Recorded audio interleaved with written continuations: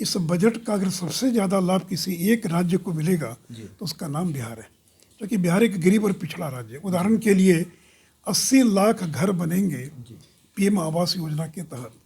घर घर नल का जल पहुंचाना है। 3 करोड़ 80 लाख घरों तक इस एक साल में 60,000 करोड़ रुपये खर्च करके और पाइप्ड वाटर सप्लाई पहुंचाया जाएगा।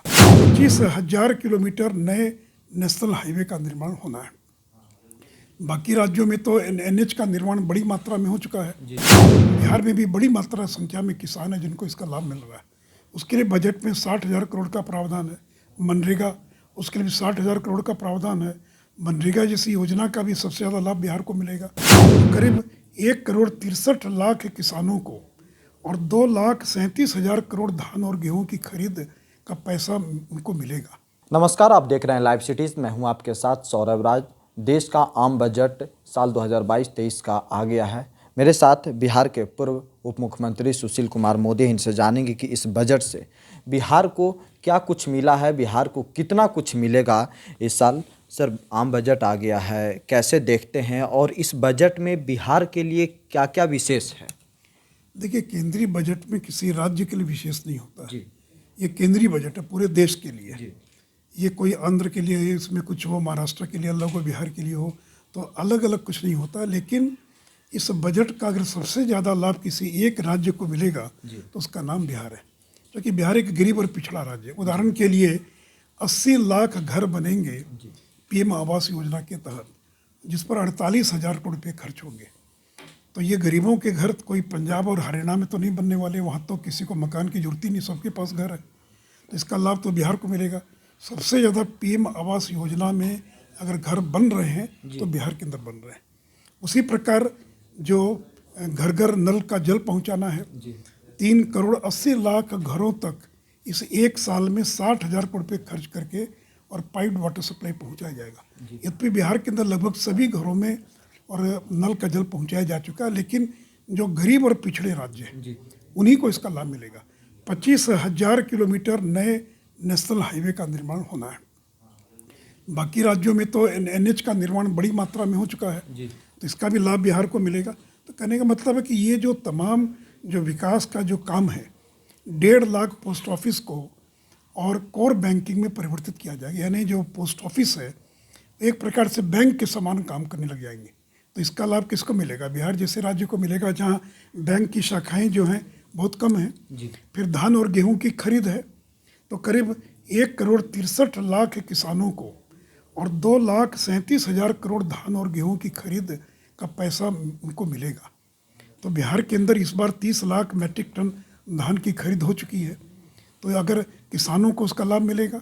उसी प्रकार पीएम किसान निधि है, 6,000 रुपया प्रति वर्ष किसानों को मिलता है। 11 करोड़ किसानों को मिल रहा है। बिहार में भी बड़ी मात्रा संख्या में किसान हैं जिनको इसका लाभ मिल रहा है। उसके लिए बजट में 60,000 करोड़ का प्रावधान है। मनरेगा, उसके लिए भी 60,000 करोड़ का प्रावधान है। मनरेगा जैसी योजना का भी सबसे ज़्यादा लाभ बिहार को मिलेगा। तो आप अगर वैसे देखें तो ये बजट रोजगार पैदा करने वाला बजट है।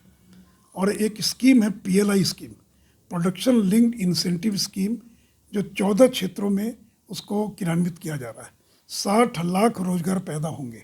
और ये IT से जुड़े रोजगार है, ऑटोमोबाइल से जुड़े रोजगार है, ड्रोन टेक्नोलॉजी से जुड़े रोजगार है, फार्मा इंडस्ट्री से जुड़े रोजगार है। तो बिहार का जो पढ़ा लिखा नौजवान है उसको इसका लाभ मिलेगा।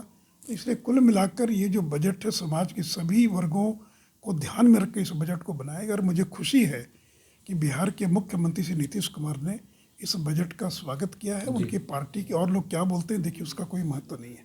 उनके पार्टी के एक बड़े नेता का कहना है कि इस जो बजट आया है इसमें बिहार को विशेष राज्य की जो जिक्र होनी चाहिए थी वो नहीं हुई है, ये दुखद है। फिर नीतीश जी ने कहा है क्या? अगर नीतीश जी ने नहीं कहा तो बाकी नेता कौन क्या बोलता? नीतीश जी ने तो स्वागत किया, उन्होंने बजट की अच्छाइयों को गिनाया है। अगर बजट निराशाजनक होता तो नीतीश जी जरूर कहते कि ये बजट निराशाजनक है, लेकिन उन्होंने तो उसका स्वागत किया है। तो जो जनता दल युग के जो सर्वोच्च नेता है, जब उन्होंने स्वागत किया है इस बजट का, तो बाकी फिर कौन क्या बोलता है उसका कोई महत्व नहीं। कांग्रेस का कहना है कि मिडिल क्लास के लिए और जो सैलरी क्लास है उनके लिए, युवाओं के लिए और छोटे मझोले जो उद्यमी हैं उनके लिए कुछ नहीं है इस बजट में, ये जीरो बजट है।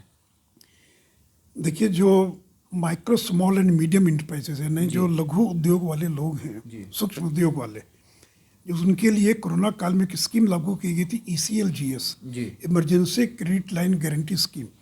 उसको 1 साल के लिए और बढ़ा दिया गया है और अब उसका दायरा बढ़ाकर 5 लाख करोड़ तक कर दिया गया है। तो ये किसका लाभ किसको मिलेगा? MSME को तो मिलेगा।